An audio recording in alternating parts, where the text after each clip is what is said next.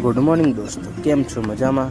સવારે ઉઠી ગયા અને આપણે ચાયને સાથે ગોઠિયા ખાઈને પછી 9-10 વાગ્યા તો નાસ્તાનો ટાઈમ થઈ ગયો હતો. દૂધ સાથે મરચું અને બાજરીનો રોટલો નાસ્તો કર્યો.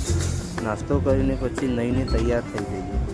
તૈયાર થઈને પછી જમવાનું જલ્દી બની ગયું હતું. તો વિચાર કરો ડ્રાઈવરને પહેલાં ટિફિન આપી આવું. તો બાઇક લઈને ઘરેથી નીકળી ગયો રાજુને ટિફિન આપવા માટે.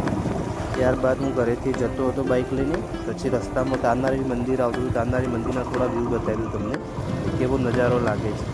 જુઓ તમે તારનારી, આ પહેલું તળાવ આવે છે. પછી તારનારી મંદિરનો પણ ભાગ આવશે. જો આ મંદિર આટલાથી શરૂ થાય છે. મંદિર જો તારનારી લખેલું, આ બહારનો વ્યૂ છે, અંદર હું નથી ગયો, બહારનો વ્યૂ લીધો છે. બાઇક લઈને જતો તો બાઇક ઉપરથી આ વ્યૂ લીધેલો છે. કેવો આવ્યો કમેન્ટમાં જરૂર કહેજો મને.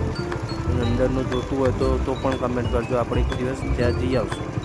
પછી ઘરે આવી ગયા. ઘરે જમવાનું બની ગયું તો જમી ગયું. જીઆરસી જતી હતી મમ્મીની સાથે મામાને ઘરે.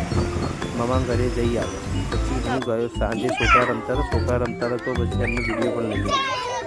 એ આમથી આ માટી વાળો રમતા તો હું પણ તેમનો વિડીયો શૂટ કરવા લાગ્યો. વિડીયો શૂટ કર્યા બાદ હું અને જીએનસી જીવલી તારે જવાનું આગળનો કેમેરો ચાલુ કરીને જોવા લાગ્યો.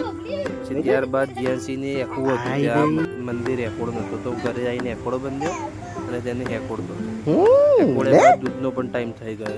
દૂધ આપવા પણ જવાનું હતું. તો દૂધ લઈને આપણે ડેરી પોક્યા બાદ દૂધ ભરાઈ દીધું. દૂધ ભરાયા બાદ તેનો શૂટ લઈ લીધું થોડું. પછી ઘરે આવીને જીએનસીને કંબોલા ખોલી આલ્યા અને રમકડા આપી દીધા. નાના રમવા માટે ટેકરી આવે ને ત્યાં.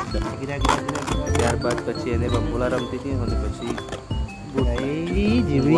બરાબર રાત પડી ગઈ.